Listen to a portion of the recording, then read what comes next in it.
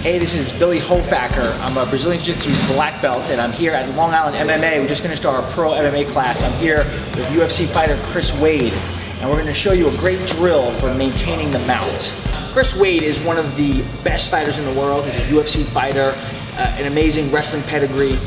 And one of the things that sets him apart is his willingness to drill basic techniques. He's not too good for anything. He practices the basics, and that's why he's so good. What we're doing today is how to maintain the mount against common escape attempts. And these are escape attempts that may not be the perfect elbow escape, but maybe a very real scenario in a real fight. So the first one is, a lot of times what happens is, you're on top, you're mounted, you have good position, and the guy goes to push the hips.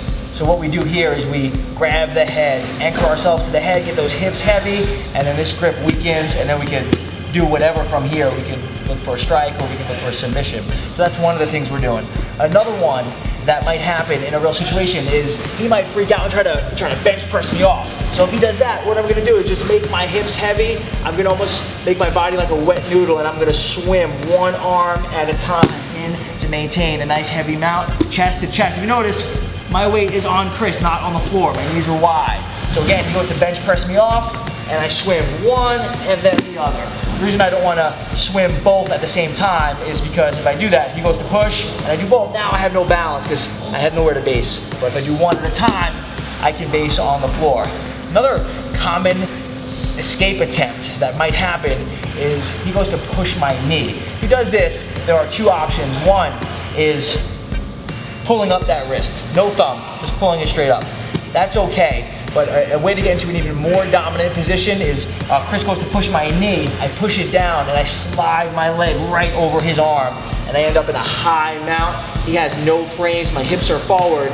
From here, I can look to strike, I can look to attack, I can step over and look for some triangle, a mounted triangle.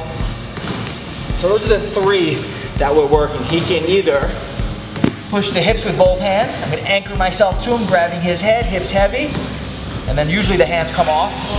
He may try to bench press me off, so one and then the other, or he may go to push my knee, and I'm going to just push his arms down, slide up for a high mount, and look to attack from here.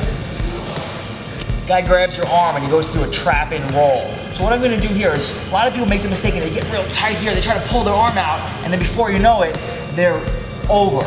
They've already been rolled over. So what we're gonna do here is I'm gonna make my arm loose like a wet noodle. So he goes to grab my arm, and all I'm gonna do is pull right through, and it comes right out.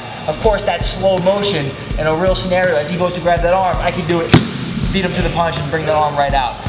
When you do that a couple of times, usually they give up on trying to grab the arm because their attempts are futile. So that's one of the options there. All right, so he's bouncy.